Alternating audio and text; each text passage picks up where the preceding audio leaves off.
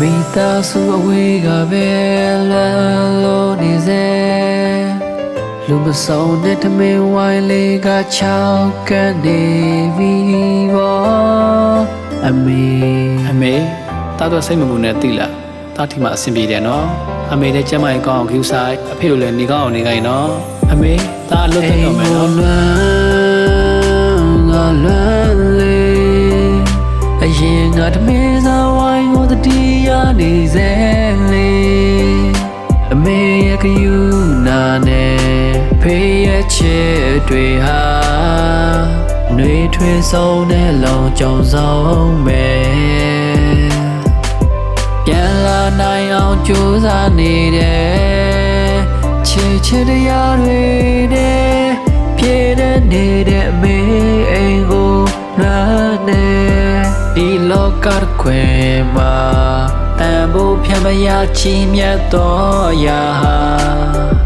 အဖေနဲ့မေပါပဲတရားပရိယနဲ့မိုးတွေချုပ်လာစီဝါရေးကလည်းအစင်မပြေဘူးကွာ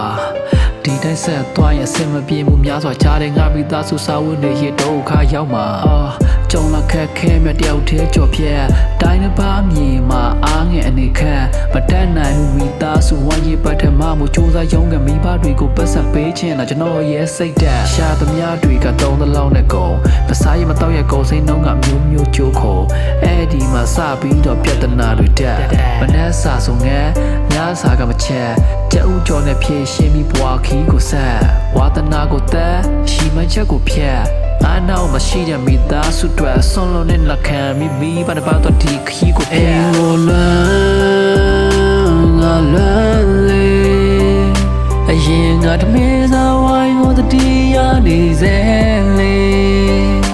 အမေရဲ့ကယူနာနဲ့ဖေးရဲ့ချစ်တွေဟာနှွေထွေးဆုံးတဲ့လုံကြုံဆုံးပဲပြန်လာနိုင်အောင်ကြိုးစားနေတယ်ချစ်တရားတွေနဲ့ပြည့်တဲ့နေတဲ့အမေအိမ်ကိုလာနေဒီလောကခွေမှာတန်ဖို့ဖြတ်မရချီမြတ်တော်ရာအဖေနဲ့မေပါအိမ်ကိုငါလန်းလေး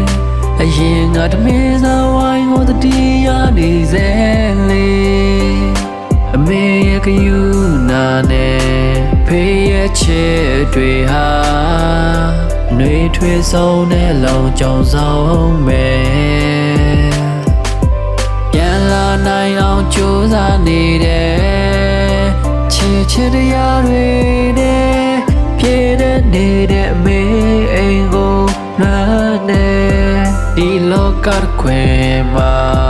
တန်ဖို့ဖြတ်မရချီမြတ်တော်ရာအဖေနဲ့မေပါပဲ